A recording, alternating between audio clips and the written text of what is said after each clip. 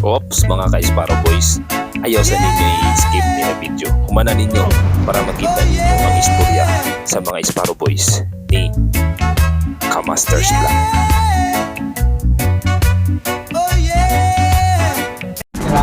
Hello mga ka-Sparrow Boys. So kanili sila ako ang mga tinatawag na Sparrow Boys o mga bata na nangarap na mahimo isa kaganap na sundalo sa katawan.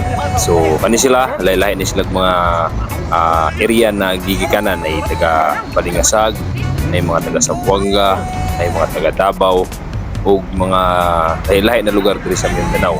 So kani sila ng mga bata mo ni sila mga naitaas kay na pangarap no na gusto mahimong isa ka sundalo.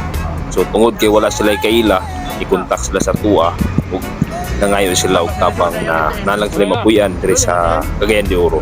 So kita na maluluyon ato silang gidawat ug ato silang gitabangan. So diri sa kuha malibre sila sa kaon. Kami tanan kung unsa ang ilang kaunon mao pud ang akong kaunon, mao pud ang kaunon sa akong pamilya, sa akong asawa. So among ginabuhat is natuduanan ako sila og Budol Sprite. So everyday gakaon mi Budol Sprite pag naa ako sa akong tindahan para ipakita nako sila na inga na dapat ang isa ka grupo, team building o team unity. Sabay-sabay mo kaon, kung unsay kaonon sa isa mo ikaon sa tanan. So ang akong kwan lang ani sila mga bata dapat magbinutan sila. Ikaduha dapat patuman nila ang ilang mga pangandoy na mahimo sila isa ka sundalo para makatabang daw sila silang pamilya.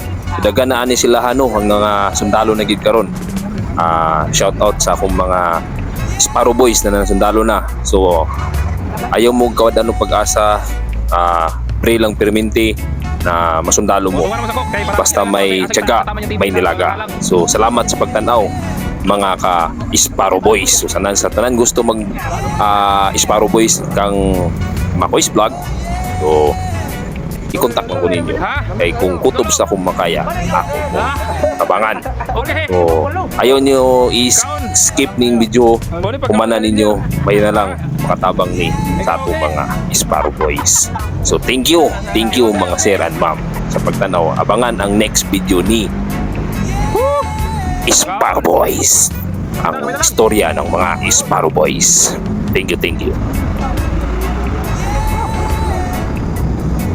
May lang ha? May lang. Say ba?